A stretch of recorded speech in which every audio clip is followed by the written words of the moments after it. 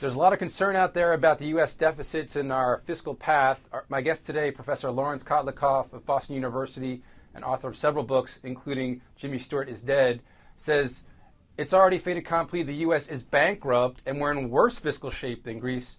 Professor, welcome.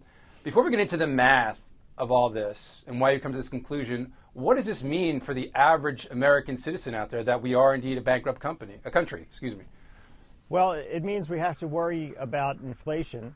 We have to think about the fact that unless the government gets its fiscal act in order, we're going to have the government printing lots and lots of money to pay these enormous bills that are coming due over time. And that means that prices are going to rise. Printing money to pay your bills if you're a country is not really a way of paying your bills. It's a way of not paying your bills, but not being very explicit or upfront about doing that. Because what happens is you print a lot of money, prices go up, and people get hurt because the money they had before you did this goes down in value in terms of what it can buy. Right.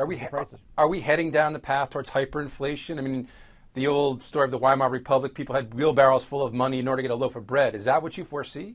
That's what's going to have to happen unless we have a very major restructuring of our healthcare system, not the one that was just accomplished, but a real one, and a real major restructuring of the retirement system, a major restructuring of the tax system, and we also have to fix our financial system fundamentally. So we need some radical reform. We need heart surgery on this economy, not putting on more Band-Aids, which is what we've been doing. Right, but I would think from the policymakers' perspective, though, they typically in this country don't act unless there's an acute crisis. And right now, the rest of the world seems pretty content to fund our huge deficits at very low interest rates. So right. Well, when is the world going to wake up and say, wait a minute, this is craziness? Well, the bond market is looking at the official debt, which is about a $9 trillion pile of bills.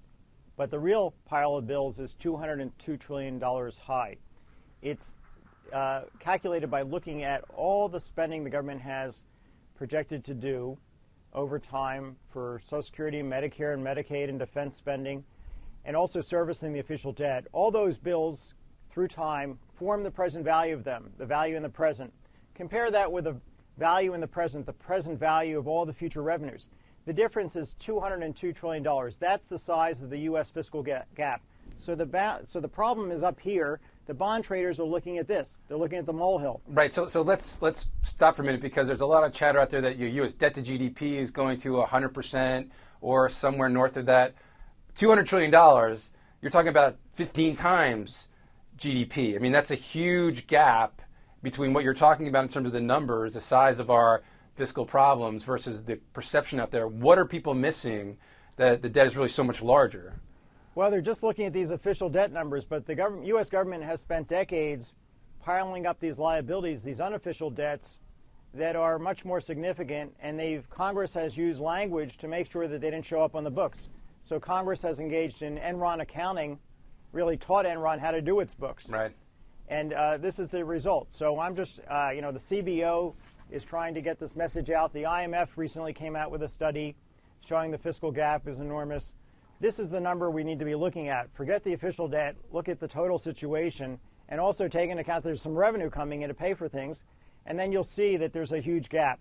And so people that are buying long-term bonds should be thinking about this 4 times over, because if you are buying a 30-year Treasury bond yielding 4, even 5%, well, are you going to get paid back in dollars that are actually worth anything, or are you going to be paid back in watered-down dollars?